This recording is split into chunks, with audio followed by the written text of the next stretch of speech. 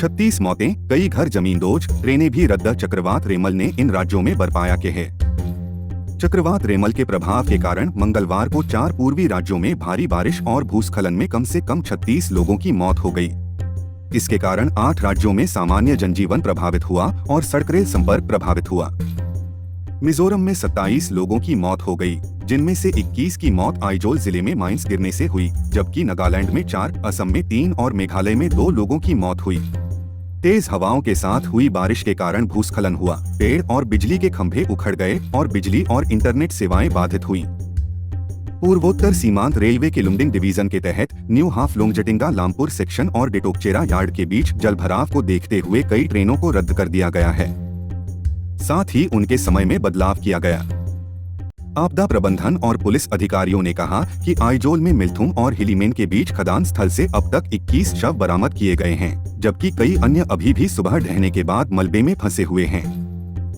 जिले के सलेम, एबॉक, लुंगसेई, केलसे और फलकन में भूस्खलन की घटनाओं के बाद 6 लोगों की मौत हो गई और कई अन्य लापता हैं। नागालैंड में अलग अलग घटनाओं में कम से कम 4 लोगों की मौत हो गई, जबकि राज्य के विभिन्न हिस्सों में 40 से अधिक घर क्षतिग्रस्त हो गए। वहीं असम में कामरूप और मोरीगांव जिलों में 3 लोगों की मौत हो गई, जबकि 17 अन्य घायल हो गए। असम राज्य आपदा प्रबंधन प्राधिकरण (SDMA) के अनुसार सोनितपुर जिले के ढेकियाजुली में एक स्कूल बस पर पेड़ की टहनी गिर गई, जिससे 12 छात्र घायल हो गए। मोरीगांव में अलग अलग घटनाओं में 5 अन्य घायल हो गए। मुख्यमंत्री हिमंत बिस्वा शर्मा ने जानमाल के नुकसान पर दुख व्यक्त किया। लगातार बारिश के कारण 17 गांवों में बड़ी संख्या में घर क्षतिग्रस्त हो गए।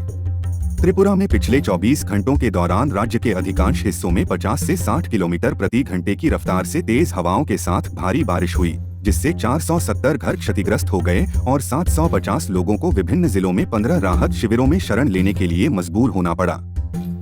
अरुणाचल प्रदेश में भारतीय मौसम विभाग (IMD) ने अत्यधिक भारी बारिश के पूर्वानुमान के साथ हाई अलर्ट जारी किया है। मुख्यमंत्री पेमा खांडू ने लोगों से सभी एहतियाती उपाय करने और संवेदनशील और सुनसान जगहों पर जाने से बचने का अनुरोध किया है।